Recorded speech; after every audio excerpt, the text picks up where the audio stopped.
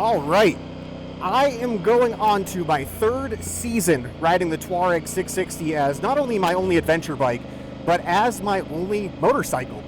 And before I get into a video discussing the reliability of this machine and how I feel about it and what my ownership's been like, I really want to emphasize that I absolutely love the Tuareg. I don't think I'm going to get rid of this anytime soon. I don't regret my purchase.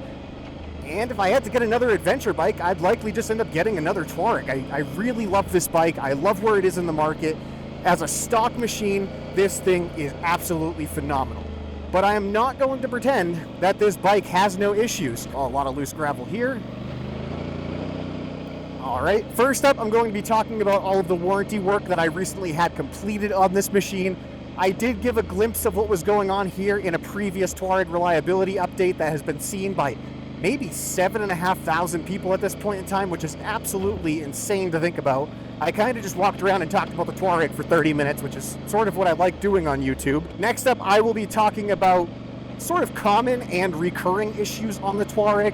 And what I mean by that is I've had some uncommon issues that were repaired under warranty on this bike, and other issues I've had are actually tremendously common. So I want to make the distinction there that while I had certain issues with this bike, it doesn't mean that the majority of owners out there have to be cautious about this or expect to run into these issues themselves, whereas other issues are far more common than it seems like they should be, and hopefully Aprilia irons out the kinks on those. And finally, I am going to be talking about how I plan to prevent these issues in the long run with my ownership of the Tuareg, and not only that, but just how to keep the bike healthier in general to hopefully prevent these future issues or common issues from coming back. So, to jump into the warranty work that I recently had completed, let me actually find a good place to stop here, hop off the bike, and then give you some visuals of where my issues have happened.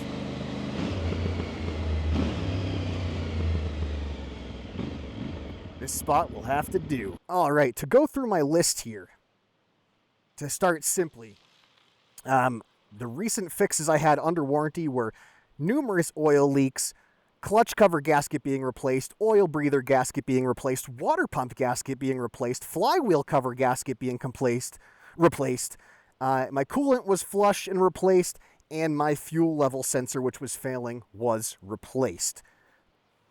So to give you a visual on that, I really hope the lighting is adequate here. My biggest oil leak, and this was from very early on in the motorcycle's life, was right here, where this clutch cover has a gasket right next to the catalytic converter, which generates a lot of heat.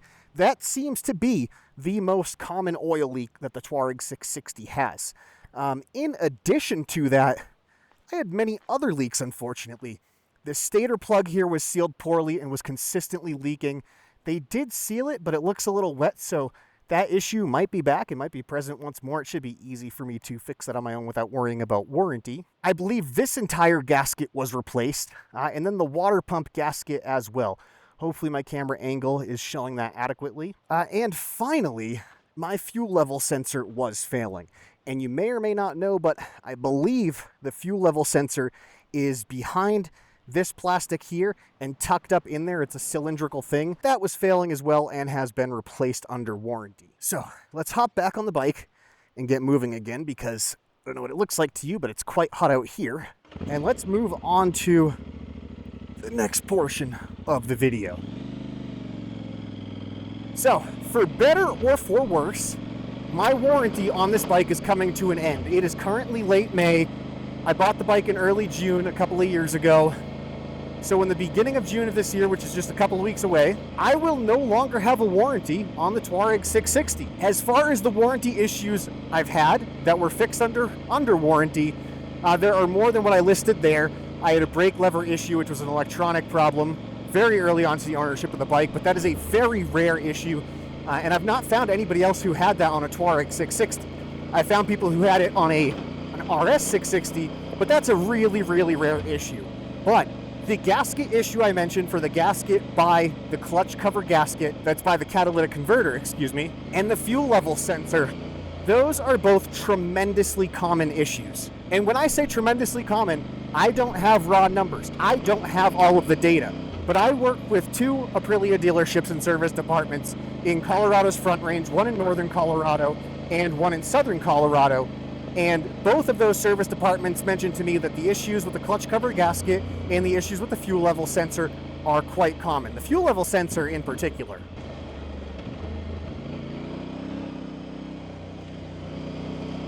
Thank you. Now for this one, I do want to hop off of the bike to discuss it.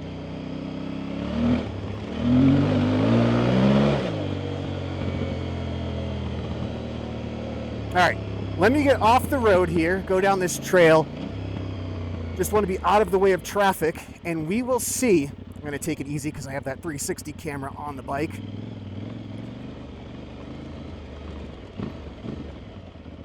Yeah, I'm going to hop off the bike and go into some theory on why the Tuareg is doing what it's doing. Normally I'd blast through something like this. It feels a little bit more stable and smooth, but I have a camera dangling off the bike like I'm a unicorn. All right, this spot looks great here. Let's make sure I'm in the sun. And I'll keep this section relatively quick. So long story short, I believe all of the issues come from this bike running with excessive heat. And it's not like Aprilia doesn't know this. It's not like other manufacturers don't know this. And some do a better job with it than others. But the reason these bikes run so hot is increasing restrictions or increasingly strict restrictions to meet emissions requirements and be able to continue selling motorcycles like this. And while Aprilia could sort of down-tune it or take things easier with the bike in order to make sure they pass emissions, they also are tasked with making a compelling motorcycle that provides the horsepower and torque to meet demands of actual adventure riding. This machine is phenomenal, but it comes at a cost.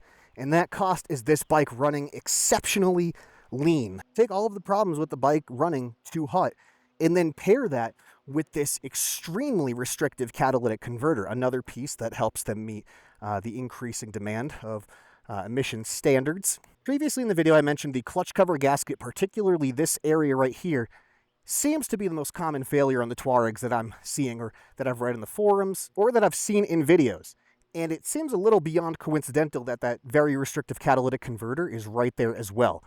I will also say I ran into a guy on YouTube, don't recall the channel, but he had an oil gasket leak right by his oil pan there, right next to the catalytic converter. Woo, it's hot. And finally, the fuel level sensor is right here, right above the catalytic converter. So the fact that this heat element is right here next to this common failure and that common failure seems a little beyond coincidental, though it might be a stretch to say the heat from this is creeping up to the fuel sensor to a point that is causing an issue, but it's a theory nonetheless. So, another big piece that I learned only recently is within this water pump here, there is a thermostat that opens or closes depending on the temperature of the coolant and gets the coolant circulating to help cool the engine off. I learned recently that the thermostat that's on the stock bikes actually opens a lot later than it should. And the claim here is that the reason it opens later than it should is to intentionally make the engine run even hotter, to get a more complete combustion of the fuel,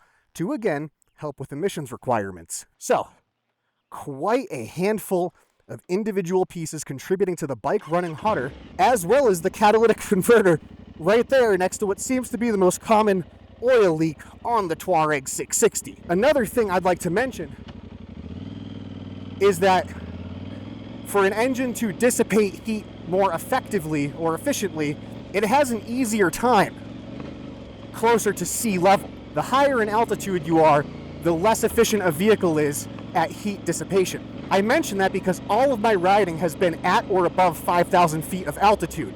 So when I share that my local dealers or service departments have seen these common gasket failures, it might be relevant to mention that I am at altitude, and because of that, my bike might have a harder time eliminating the heat that builds up, and people at this altitude or above may encounter these gasket leaks more frequently than those who ride at sea level or just even in cooler environments. So in short, I'm scared of traffic around this corner here. So in short, my theory on the Tuareg is that heat is killing this motorcycle. And the issues I've run into and the service departments I've spoken with seem to back that theory up. let alone folks on the internet who understand this heat and these issues much better than I do or likely ever will. And as far as I understand, for most new motorcycles on the market, this is not a new phenomenon.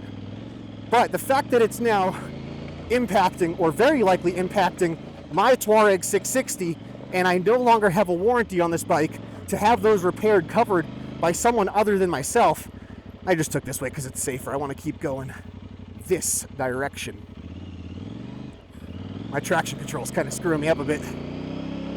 Now that I am on the hook for these repairs in the future, I don't want to pay thousands of dollars for these gasket replacements. So my plan, and what I think is the best course of action, is to reduce the heat generated by the Tuareg, as well as manage the heat that it generates a little better.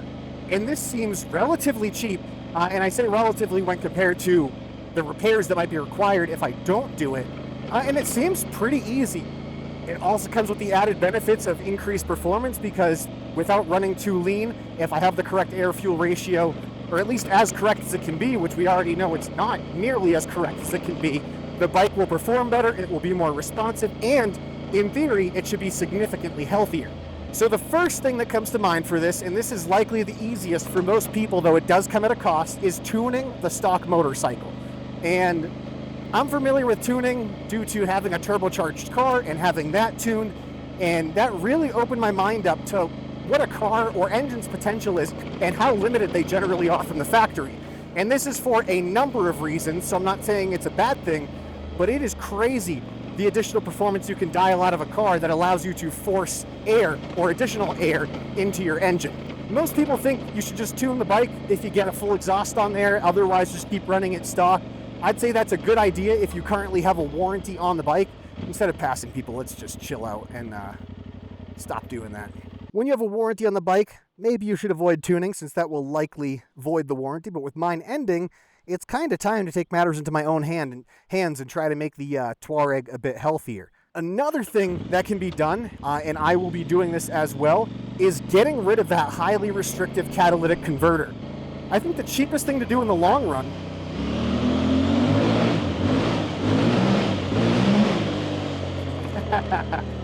sounds good, man. I think the cheapest thing to do in the long run, depending on how comfortable you are with doing the work yourself, is replacing Aprilia's stock thermostat on the bike with the Gabbro thermostat, which opens at a significantly lower temperature, allowing the coolant to circulate and prevent the bike from getting too hot in the first place. The weird thing for me in the heat is I do believe a lot of the issues, again, the gasket leaks in particular on my bike, have been due to the extreme heat. My radiator fan very rarely goes on the bike, which makes me think it's not even hitting extreme temperatures, but it could come down to that highly restrictive catalytic converter.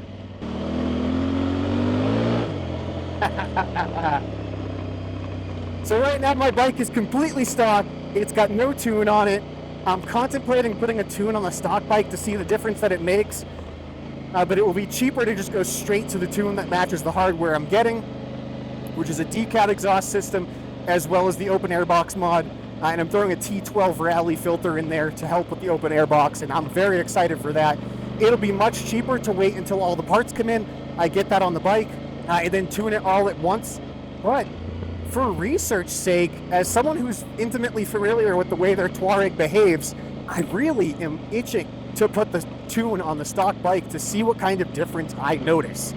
I'm guessing the jump from a stock bike to a tuned stock bike is bigger than the jump from a tuned stock bike to a tuned bike with decat and the open air box. But I may be wrong. I'm just curious to see. I do have a big ride coming up in a few weeks.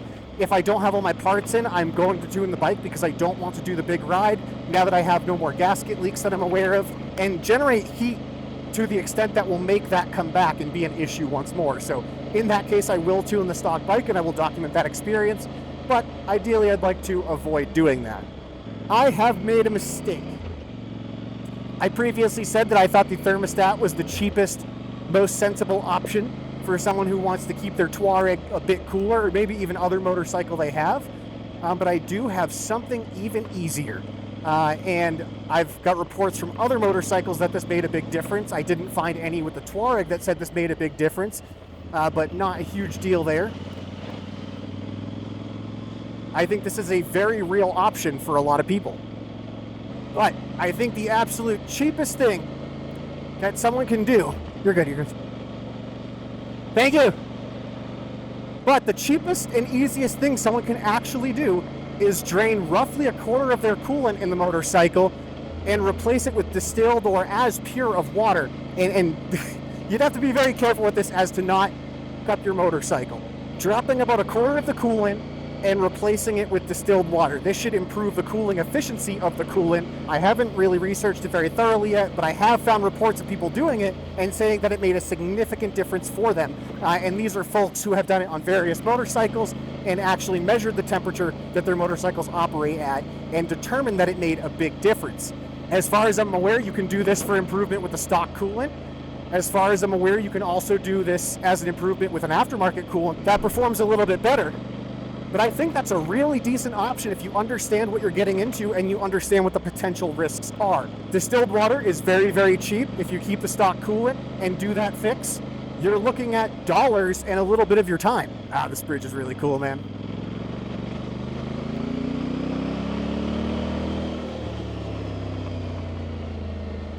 All right, I gotta get turning back, going the other way. I'm way out here. I think if I'm this far in, it means the video's already too long. In short, I think the Tuareg generates too much heat. I believe this is, I very confidently believe, for right or for wrong, that this is due to increasingly strict emissions requirements that Aprilia is trying to meet with this motorcycle. So I understand why they're doing it, but after the warranty period is over, these cons fall into the owner's hands. And I've always wanted to change this on my Tuareg, but I want to keep my warranty as long as I possibly could, instead of voiding that and being on the hook for repairs. But I cannot, in good conscience, recommend that you yourself try these fixes and changes on your Tuareg. If something is done wrong, if your map doesn't install properly, if you spend a bunch of money on this and it doesn't fix your issue, I don't want to be someone who made you make a mistake with your own motorcycle. There are countless pages and forums, especially from Gabbro from UpMap, who makes the UpMap device and a lot of these maps for the Tuareg and other Aprilias. Pages and pages and pages of extremely valuable information from his research and his time tuning these machines. And I encourage you to look into some of that stuff and get an idea of what's going on with the motorcycle and how you can potentially make it and keep it a healthier machine for long-term ownership, or more trouble-free long-term ownership, I should say. Instead of doing these changes to your motorcycle, especially if you're under warranty, I will be making these changes myself and documenting these changes myself. I've got a really busy summer and kind of next few months ahead, so I will do my best to get the videos out there and do this work and put the Tuareg to the test as I make these changes. But if you'd like to keep up with the channel and with future videos, a lot of my future videos, or at least a handful of them, should be documenting my experience with the bike after making these changes and noting whether these problems have been resolved, if the bike seems to be running cooler, or if nothing really changed. And while I'm excited for the performance benefits of doing this kind of stuff, I'm more excited for the bike to run healthy and hopefully stop killing so many parts. Let me also reiterate once more, I absolutely love the Tuareg. I'd get another one of these. I'd recommend this to someone. I love this motorcycle. I think it's excellent. I think it's phenomenal. The issues I've had in my mind are minor outside of the brake issue I had when I first got this motorcycle. Nothing's really interrupted my riding, and even with the numerous gasket leaks I had that were consistently leaking oil, it was a very negligible amount that didn't put my oil between the minimum recommended amount in the 4,000 or 5,000 miles I kept putting on the motorcycle after these issues popped up. So in short, the reliability update, or the reliability information that I shared in my last Tuareg video, just about all of that has been resolved. My stator plug might be leaking a bit, but it's next to nothing compared to what was coming out of there before, and I could patch up the additional opening on my own without much trouble. That would be pretty cheap to do. And in the near future, I will be changing my Tuareg. I'll be remapping the fueling with Gabbro's device. I'll be removing the overly restrictive catalytic converter. And then if I don't have indications that that's making the difference, I'm going to put the Gabbro thermostat on the bike and modify my coolant to have better thermal cooling properties. So I'm very excited for the future of the Tuareg. Definitely look out for future Tuareg reliability updates. Let me close the visor for this last bit of the video so the wind isn't too crazy. And I'm going to continue to love the Tuareg and do my best to keep it running as a healthy motorcycle that isn't kind of trying to burn itself to death. Hopefully this video ended up being shorter than 30 minutes. That was the goal. But I appreciate you watching this far into the video. That's crazy. I hope there was some helpful information. And I hope you understand this is just my experience with the bike, and these are just my thoughts with the bike. There are people out there who report 20,000 trouble-free miles, but likewise, there's people out there who have gasket failures in the first 500. So we can't pretend that this bike is perfect. And talking about this bike is something I'm doing because I love it and I want to see Aprilia succeed in the long run. And acknowledging and bringing attention to these issues, not that I don't think they're aware of them, is something we need to do in order for them to be addressed. Or that we at least should be doing in the hopes that they get addressed.